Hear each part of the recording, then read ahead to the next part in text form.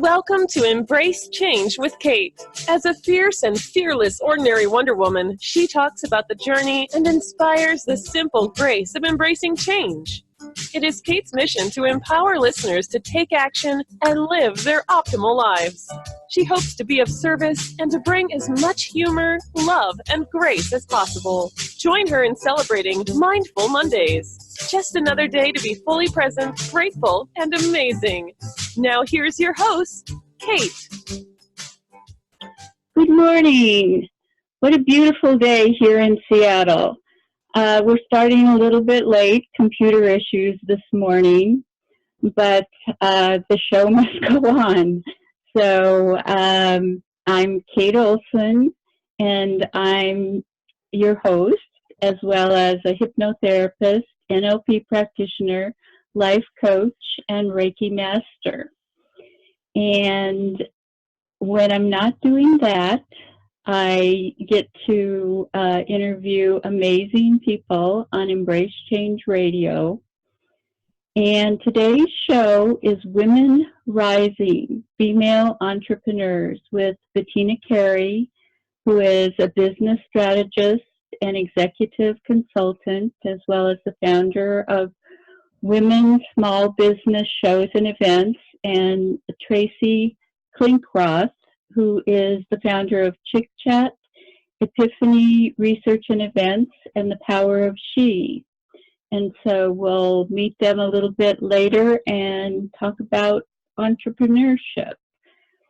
So we have a great giveaway today, and that's an ebook called Inner Peace, and you can get that by going to the radio website, embracechangeradio.com, click on Offers and Giveaways, and fill in your info, and we'll send that out to you. Well, this is Mindful Monday, so just another day to be fully present, grateful, and I hope you started your day with a smile. I hope you start every day with a smile. Not only good for your mood, but good for your health. So better than smiling is laughing. So I have a little joke for you. And so a very sophisticated looking lady was on a plane arriving from Switzerland. She found herself seated next to a nice priest, whom she asked, "Excuse me, Father, could I ask a favor?" "Of course, my child. What can I do for you?" "Here is the problem. I bought myself a new sophisticated hair remover gadget for which I paid an enormous sum of money. I have really gone over the declarations limit and am worried that they will confiscate it at customs. Do you think you could hide it under your cassock?" "Of course I could, my child, but you realize I cannot lie." "You have such an honest face, Father. I'm sure they will not ask you any questions." And she gave him the hair remover. The aircraft arrived at its destination, and when the priest presented himself to customs, he was asked, "Father, do you have anything to declare?" He said, "From the top of my head to my sash, I have nothing to declare, my son." Finding this reply strange, the customs officer asked, "And from the sash down, what do you have?" The priest replied, "I have there a marvelous little instrument designed for use by women, but which has never been used." At that, the customs officer broke into laughter. Composing himself, he said, "Go ahead, Father." So I hope you got a little laugh out of that. I am so happy to have our guests here today to talk with us. They're both entrepreneurs and strong advocates for women in business. Born to Puerto Rican parents in 1958, Bettina Carey is a well-known business-savvy maven and servant leader that is well established and highly respected in the Seattle community. As an ardent supporter of women, she is simply known as the woman behind the women. As the founder of Women in Small Business Shows and Events and the producer of the Women's Empowerment Summit 2020, Moving Confident Women Forward, she is both motivational and inspirational and leaves a lasting impression. Her commitment and goal is always to watch her back while creating outstanding results that enhance and strengthen relationships with her clients. Her authenticity, energy, and passion are cornerstones to her success. Bettina's book, Breaking Through Your Own Glass Ceiling, Unlocking Your Hidden Potential with Your Master Key, is due out in June 2020. Tracy Klinkroth is an entrepreneur at heart. Even though her dad warned her, don't go into business for yourself. Her dad owned a dry cleaners and didn't like it. She started her first company in 1995 after being laid off from one of Seattle's largest ad agencies. She threw caution to the wind, and Epiphany Research was born. In 2005, she spun off Chick Chat, a female-forward marketing research and events firm. Tracy knew that women are most honest and open when they're just hanging with their girlfriends over coffee or wine. One of Chick Chat's main goals is to demystify marketing research and uncover real consumer insights. Tracy launched thepowerofshe.com in January 2018, an initiative to give more exposure and consumer dollars to women-owned businesses. Its creation was a nod to addressing and improving the gender wage and venture capital funding gap. Thepowerofshe.com was also founded, which allows women-owned businesses to list their companies for free. Tracy is passionate about giving back and regularly volunteers with Page Ahead, a children's literacy nonprofit in Seattle, and various other organizations she feels strongly about. She has traveled extensively throughout the U.S. and abroad and has led 2 Power of She women's trips to India and Cuba. The 2019 trip will have a group of women traveling to Peru. Tracy sponsors a young Nepalese girl's education.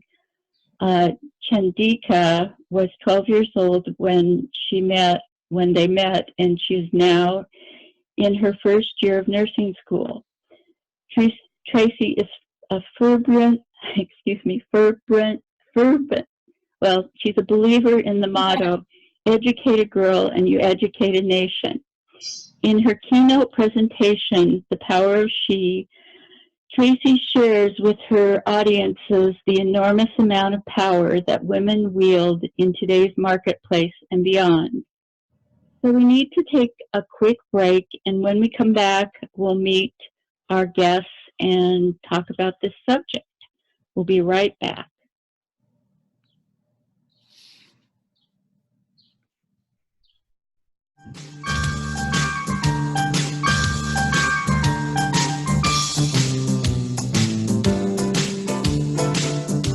What's stopping you from achieving your goals and living your best life? With hypnotherapy, you can use the power of your mind to make quick and effective changes and move toward your goals. As a certified master hypnotherapist, Kate Olson is trained to help clients through problems they have struggled with for years and failed to resolve. Bad habits, fears and phobias, weight loss, smoking, low confidence, and stress.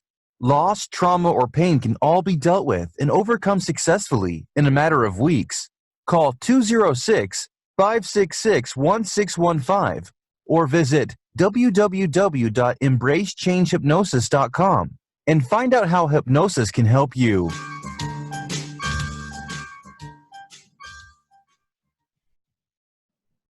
We're back, and you're listening to Embrace Change with Kate and our show today, Women Rising Female Entrepreneurs. We're about to meet our guests. I met Tracy Klinkroth at her first founders meeting for the Power of She, which we'll talk about a little bit later. And I actually met Bettina via Zoom when I interviewed her about speaking at the Illuminating Women Annual Conference, Ignite Your Radiance. So I'm excited to talk to them today and have lots of questions. So, hi, Bettina. Hello, Kate. How are you? It's been a while. I'm good. Hi, to Tracy Tracy. too. Hi, Kate. Thanks for having me. Great. So the first question I'm gonna ask to both of you, and that's, I'd like you to just tell us a little bit more about yourself and what brought you to your current path. I know we talked a little bit about that in my introduction, but maybe you can fill in the gaps. So do you want to start, Bettina? Sure. So many people don't know that before I was doing the business of the work that I'm doing now, that I was in nursing, and I was in the prenatal arena, and I had a slip and fall that took me out of the workplace, and I landed in working for myself, running a healthcare marketing company. And at that time, I also became president of a large, what became a large medical organization. And there was a niche of women business owners in that group that wasn't being served through the group's mission and vision. And so I decided that maybe we should meet separately, just 5 or 6 of us. And we started at Duke's on Green Lake. And it was all just nurses that were running their own businesses. And that was just not very common back in the day. This would have been in the 90s. And so the women, eventually started inviting some of their friends, and they were bankers and realtors and you name it, all kinds of businesses. And before I knew it, I actually had founded Women in Small Biz Shows and Events, unbeknownst to me. It was more like they were coming to me. They were coming to the meetings that we were hosting at Duke's at that time. And then I was approached by a colleague of mine and a good friend, Ann Alberg, who I just communicated with today for the first time in a while. And she invited me to take over her role as the eWomen Network Managing Director. So I simultaneously was running that group as well as my own group. And about 13 months in, I decided, I think I was just meant to do my own thing. And so I set aside my then marketing business, which was in healthcare, and moved into just really doing women's empowerment events. And that grew and grew and grew. And, soon meetings were, 150 women instead of 5. And the conference programming was in the 200s, 300s range. And we went from a 1-day to a 3-day. So about 8 years ago, I decided that it was not viable for me to just be doing women's empowerment work. And so I stepped back into my role in branding, PR, and those expertise areas, and left my baby behind, so to speak. Although I continued to empower women and mentor young women who were, trying to get better packages in their employment situations, I pretty much had set down my role for a while. And I got that call again. When you get that call, you have to answer it. And so the women are coming back in the droves, wanting to get in. Yes, that's awesome. So what about you, Tracy? Well, I'm a transplant from the East Coast. I moved to Seattle in '95 from Boston, looking for adventure because all my friends there were on the get married, have babies track. And that was not my track at the time. And I started working eventually for an advertising agency in Seattle, and they eventually were bought out. And I thought I was going to be, they were bought out by a French company. I was hoping I was going to be flying to Paris for business, and instead our whole department was done away with. And so that's when I decided to hang up my own shingle and start Epiphany Research, because I was working really hard for somebody else, and I thought, why not work just as hard for myself? And my whole career has been in marketing research, and I was doing a fair amount of focus group moderating, and not really enjoying it, and also not feeling that it was the best methodology or approach for getting really true and deep consumer insights for clients, which that's what they were hiring us for. And so that's when I spun off Chick Chat, which really just came about by the idea of a bunch of girlfriends tried to get together every month to just catch up with each other and keep our friendships intact. And one of them was a copywriter, and she came up with the name Chick Chat. And I said, that's a really great name. Can I use that for my business? And she said, sure. And so that's basically when I started to take the focus group out of the, cold, sterile focus group facility and into women's homes. So it's more of a, girlfriend discussion with trusted girlfriends, still over dinner and wine, but it was in a safe and fun environment, and you knew everybody sitting around the table. And then in order to get women excited and to be part of that panel, because eventually I grew that panel to be about 5,000 women right now, I decided I needed to do live events in the Seattle area, just to get them to know Chick Chat and to sign up for the research panel and to host these focus groups.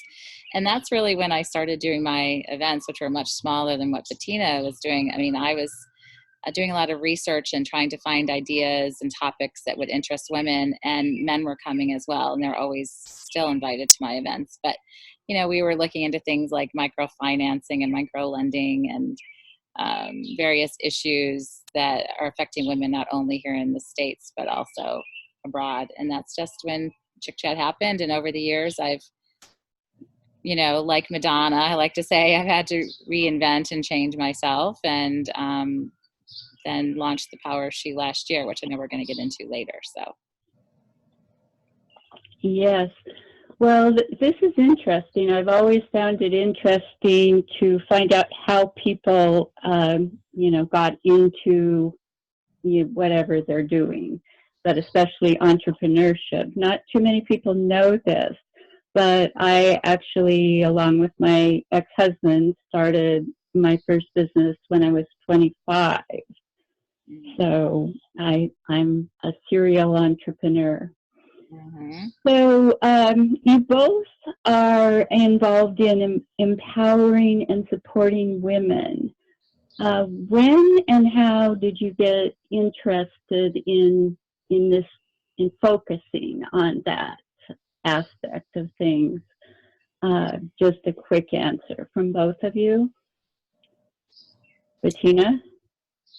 Sure. So again, it was just those cronies getting together, and then when they started to invite their friends, there became more and more. I think Tracy and I both have that ability to attract people to something, and so it can quadruple and go and grow and grow. And so it really wasn't something I intended to do. It was actually something that came as a calling, I would say. And the women, their needs seem to show up in different patterns, much like Tracy. I love statistics. I love to see what's out there. I was inspired by a global conference that was here in Seattle. And the efforts that I was most akin to was the efforts around microlending. And so that's really where I'm headed, is to really, be able to find a way for women to resource those loans and venture capital, and ensure that they have the right computers and assets they need to really start and found their businesses. Okay. So Tracy, after coming from corporate marketing, why did you decide to focus on supporting and empowering women?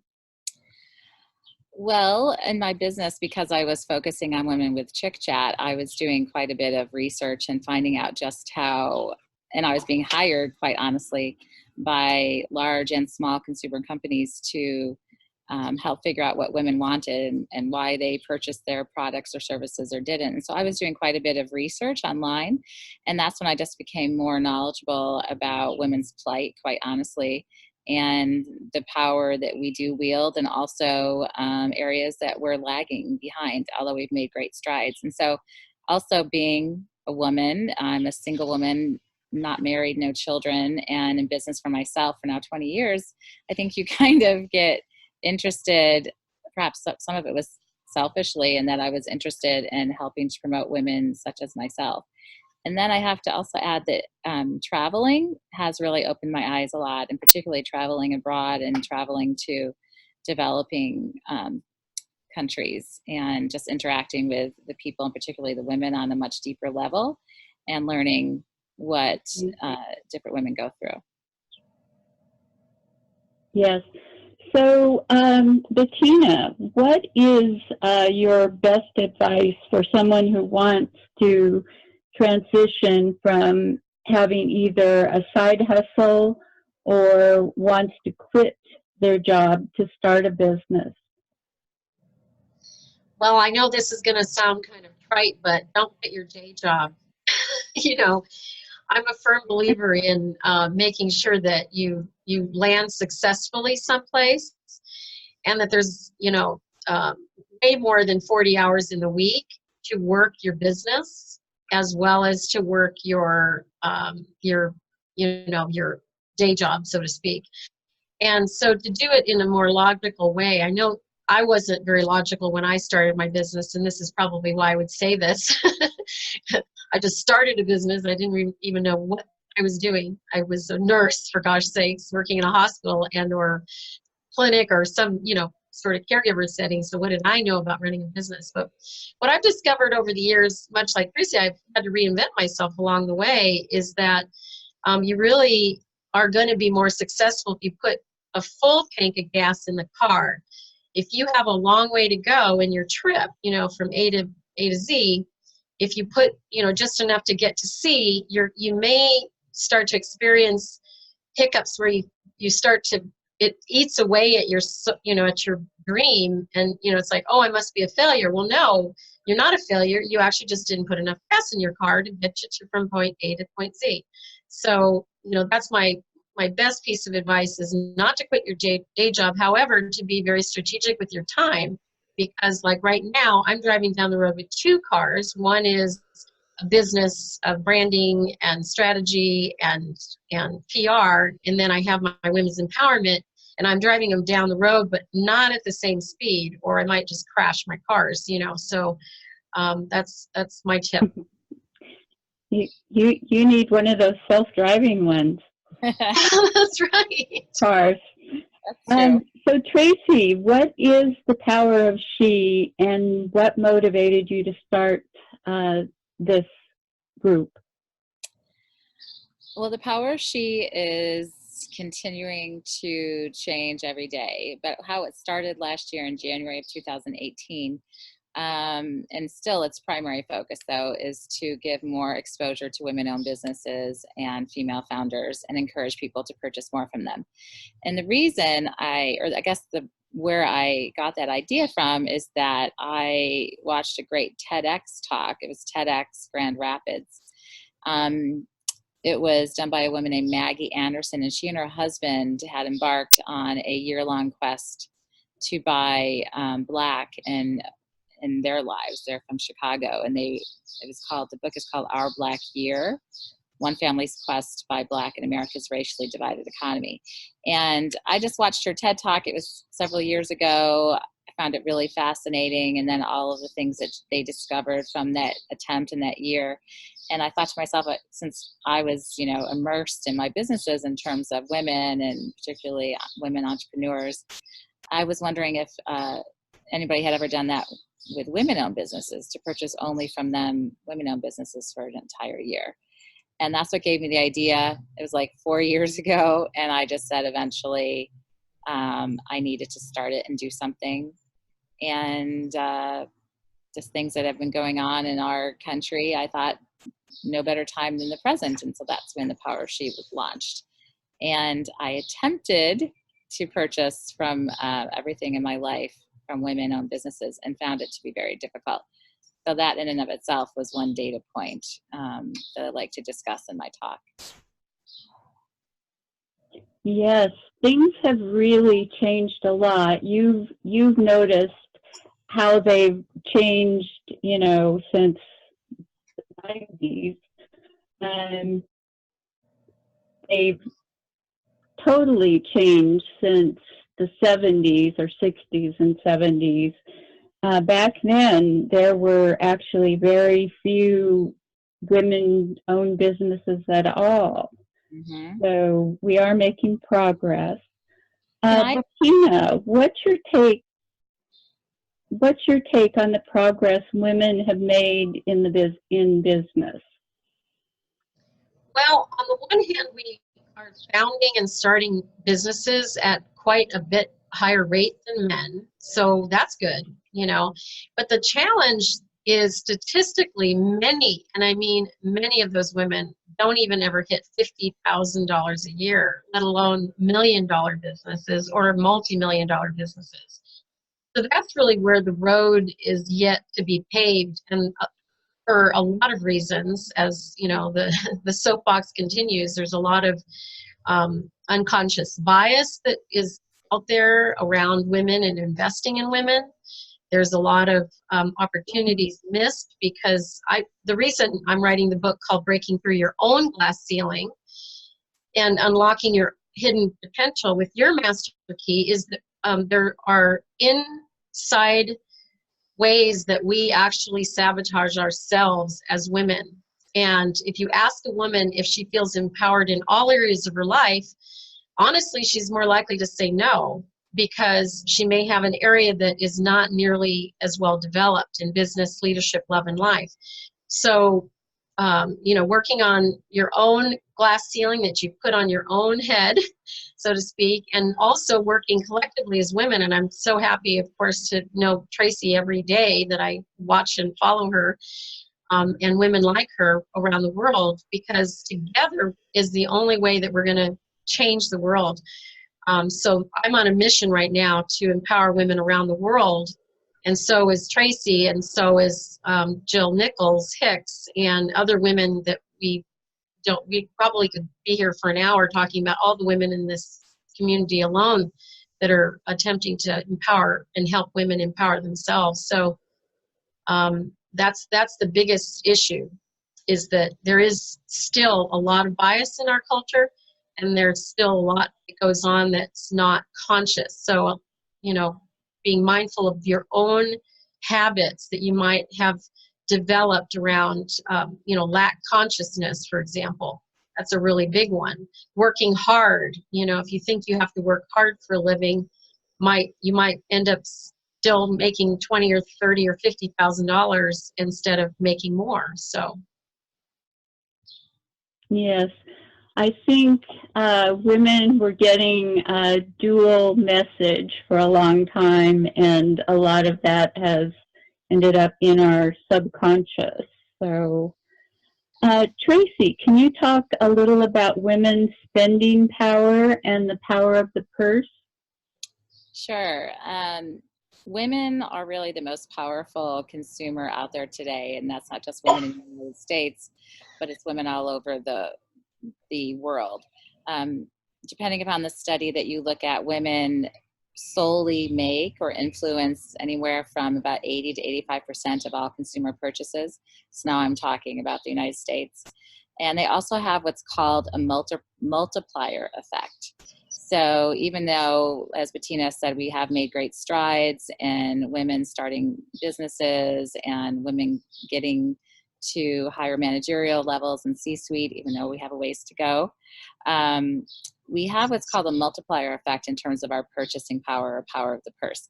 And that means that because women are still in most U.S. households the primary caregiver for their children if they have children, although men are spending more time as caregivers, but it still is comparatively not nearly that as mothers. And women are also more likely than men to be caring for their elderly parents, which I'm sure Bettina could probably give a lot of information there as well from her nursing background. And so that's called a multiplier effect. So not only are women making purchasing decisions for themselves, but also that of their spouse or partner, their children, parents, businesses, gifts, that kind of thing. And so the power of the purse is really the amount of power that women wield just by their pocketbook. And we can choose to use that as something, as social change, as social good. It takes a lot of effort because we're all very distanced today from our purchases and who makes them and where they're made and how they're made. So I could talk about this ad nauseum, but I will stop there. Yes, well, some of the biggest major purchases at the household level, they've done research that shows that women make most of the decisions about buying a house and about buying a car. Mm-hmm. So, and working with contractors. A lot of, so for instance, yes. Bettina, have you or Kate, have you ever, redone your kitchen? And it's most often the woman who is interacting with the contractors on a daily basis, and that can be a really good. Yes, and that is why it is so strange that contractors have so much trouble working with women. I know. Because it usually is women making the decisions. And I have done that, so I know. So, Tracy, can you kind of did it already, give us some examples of how women can create social change with the power of the purse? But can you elaborate on that a little bit? Sure. There's one that I like to share quite often, and it's the hashtag delete Uber. And this is not just women, it was men as well, but it's a really great example, and it's something that still is having effect today. So if you recall, back in January 2017, President Trump had placed a travel ban on Muslim-majority countries, and there were protests that had erupted around many U.S. airports in support of these Muslim countries. And the New York Taxi Workers Alliance had called on its members to avoid picking up or delivering anybody to JFK Airport for 1 hour as really a sign of solidarity in favor of the protests.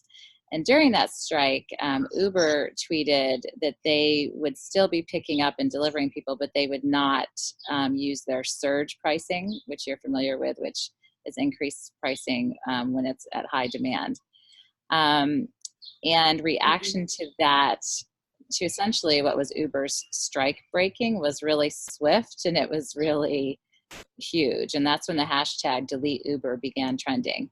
And women and men took to the internet to literally show that they were deleting, not just not using Uber, but deleting their Uber account in negative reaction to their thought that Uber was being opportunistic and positioning itself to profit when other taxi services were protesting the ban.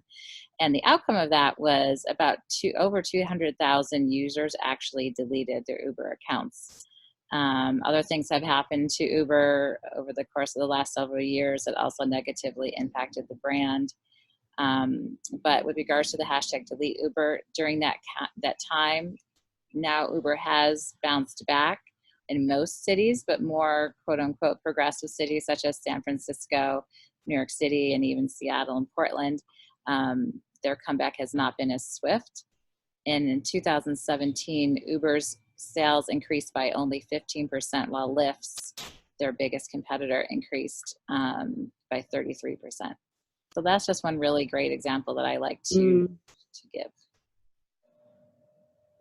Yes, it is. Bettina, you mentioned that women are still lagging behind men in income or reaching certain financial markers.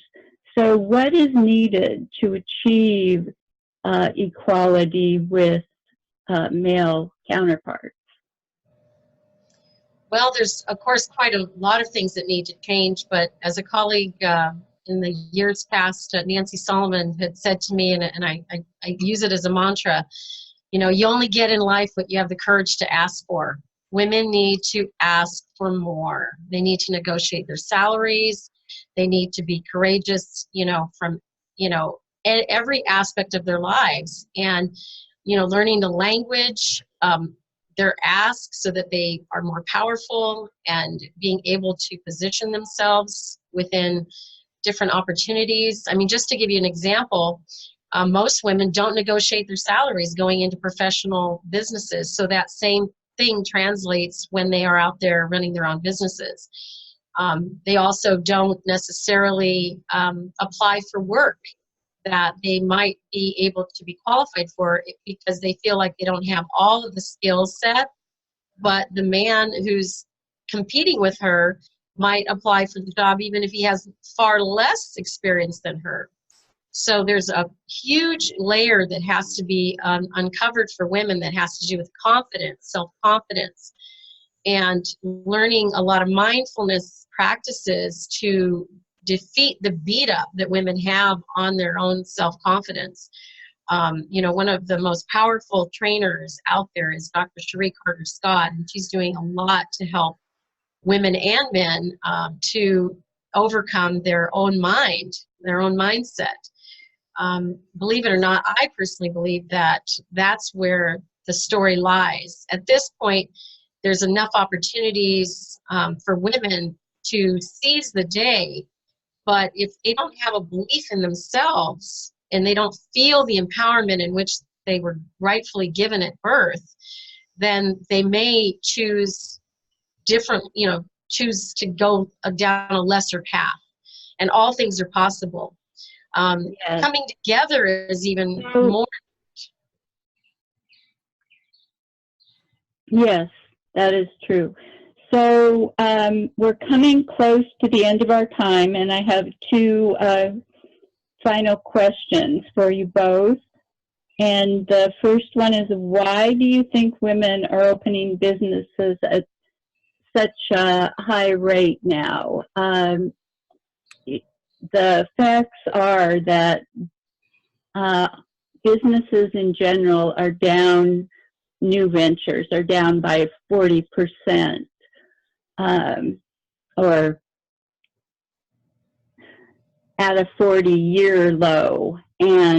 But women are opening businesses at 1.5 times the rate that men are. And 40% of all businesses are now owned by women. So why do you think this is happening now? Tracy? There are several reasons, but the ones that come to the top are, one is to have more flexibility. Again, as I had mentioned earlier, that women still are the primary caregivers, you know, whether that's their children or their aging parents. And then they also still are doing the majority of the household chores at home. So they are starting businesses so that they can have more flex time with their families. Another reason is so that they can be more in control of their own future and advance more quickly and escape the glass ceiling that Bettina has talked about. Many women, as well as men, but many women have experienced a layoff or restructuring or reorganization, and people are having less and less control over our future. You know, no longer are we necessarily, well, not necessarily, we're not staying at companies for 40 or 50 years and getting the retirement gift. Also, there's a lot of discussion and a lot of talk about women not advancing as quickly as they would like, or as quickly as the men in their organization. The glass ceiling does still exist within corporate America. And so rather than rely on a company to advance them and to help them gain a higher income, they're taking matters into their own hands and starting their own businesses. And then lastly, I think it's also to follow their passion and to create a product or service that speaks to a legacy that they want to leave. Or I find also in that year of trying to buy from women, so many women start a company because they want to make the world a better place, or somehow help. And also they have pain points that men might know about. There's a really great company called Third Love. They're a bra company, and they've started creating bras in half cup sizes. So that's something that a man might never know that women struggle with. So that's another reason women start their own business. Would you have, Bettina, would you have anything to add to that? I think Tracy nailed it. I was, of course, going to really talk to the lifestyle business, because many businesses that women run are not necessarily corporation driven. They're not meant to do anything other than provide a means of living and a way of life that allows that woman to care for her family, be able to go to the plays at night, and be able to go to the school and work at the school or whatever. Right. One of the impacts, but I will accent here with what Tracy said, is the fact that women are providing not only the in some cases being the sole breadwinner, but they are also providing all of the care in some cases in their home.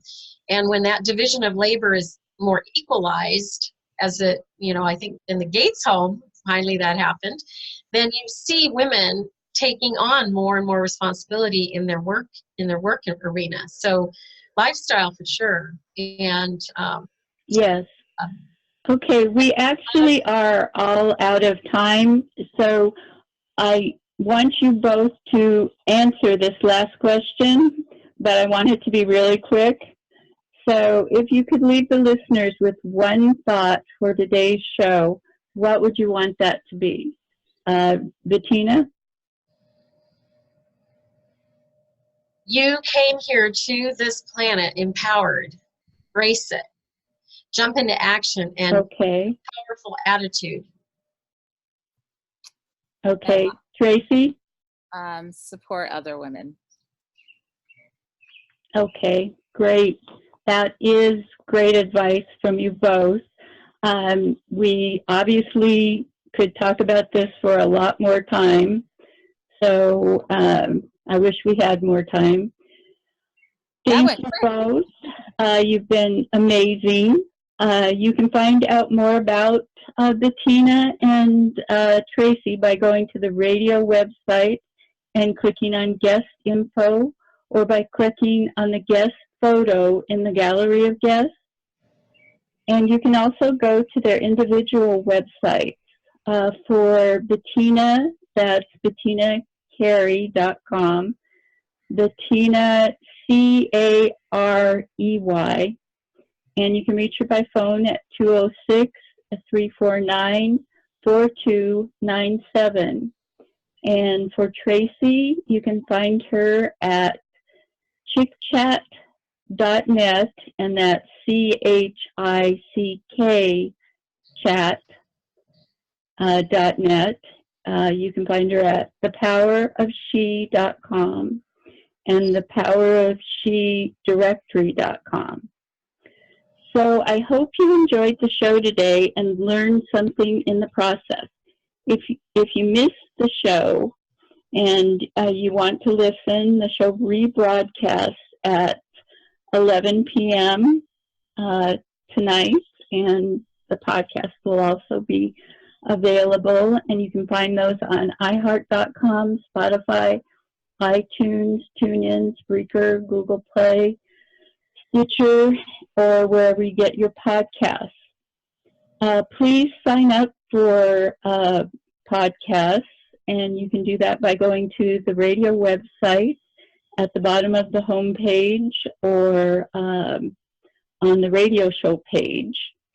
We have another great show planned for next week, and that is What Can We Learn from Our Pets, with Dr. Joanne Lefebvre Connolly, and she's a doctor of veterinary medicine, author, speaker, and animal advocate.